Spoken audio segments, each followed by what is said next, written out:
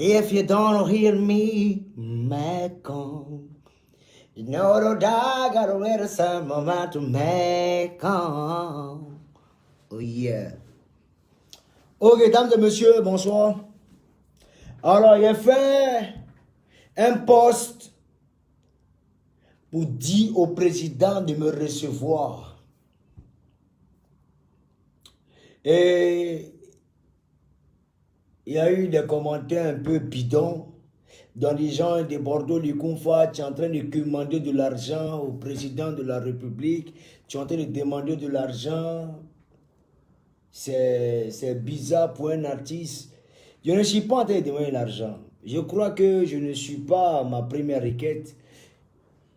C'est pas la première fois que je m'énonce à ce genre de suspense, on va dire ce genre d'action. Vous comprenez un peu. J'ai été, on va dire, dans le mois de janvier, j'ai fait appel au président, j'ai sollicité le président pour une rencontre entre lui et moi. Mais j'ai été en quelque sorte banalisé et je suis toujours banalisé. Je ne sais pas pour quelle raison, mais bon, si je suis étouffé, je ne sais pas. Mais je veux rencontrer le président de la République. Ce n'est pas pour des Bordeaux, mais c'est pour la Côte d'Ivoire. Vous comprenez un peu. On a un pays qui regorge de plusieurs... On a un pays qui regorge de plusieurs, on va dire... comment dis-je, qui regorge de plusieurs, on va dire, diversités. Vous comprenez un peu. Il y a tout en Côte d'Ivoire. On est un pays garni. Je dirais même charrue. Pour ne pas dire une chose, mais la Côte d'Ivoire a plusieurs valeurs, on va dire juteux. Il y a des valeurs, c'est un pays juteux. Donc, je n'ose croire et je n'ose voir un pays comme la Côte d'Ivoire dans un chaos hors du commun. Vous comprenez un peu.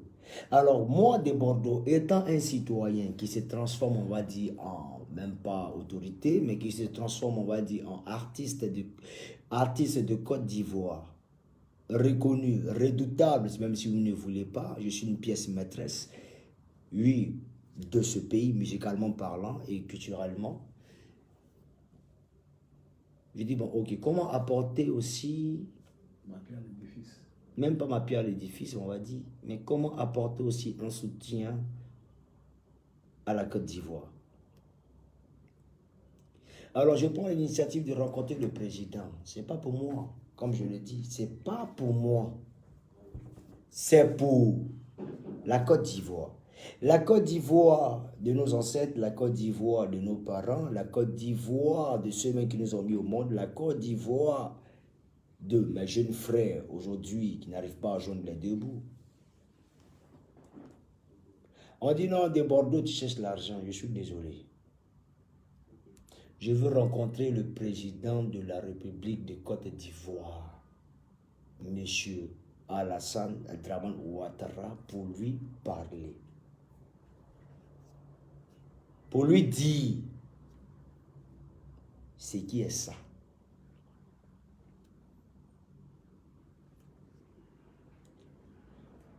Pour lui dire ce qui est bon pour la Côte d'Ivoire et ce qui est bon pour lui-même. D'autres disent non, tu vas aller lui dire non, tu vas aller le racketter, non, nanani, machin, non.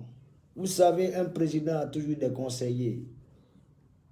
Il n'y a pas de souci.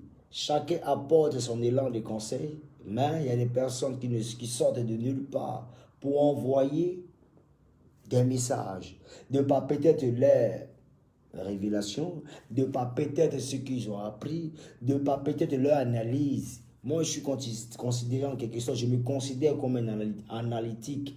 On va dire comme quelqu'un qui essaie de superviser, qui essaie en quelque sorte de regarder de part et d'autre, un peu de gauche à droite, enfin,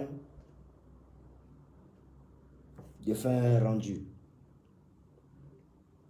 Mais j'ai comme l'impression que dans mon propre pays, je suis un peu marginalisé.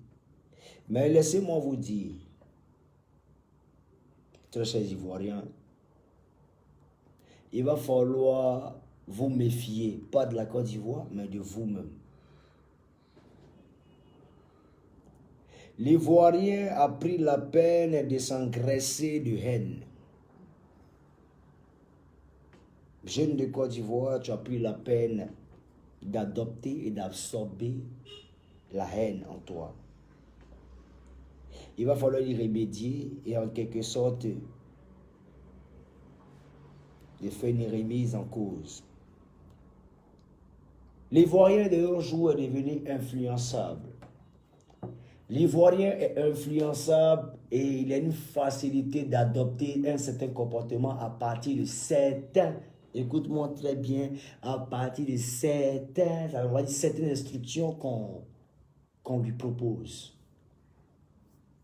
Il suffira seulement de lui montrer quelques intérêts, quelques pseudo-intérêts autour.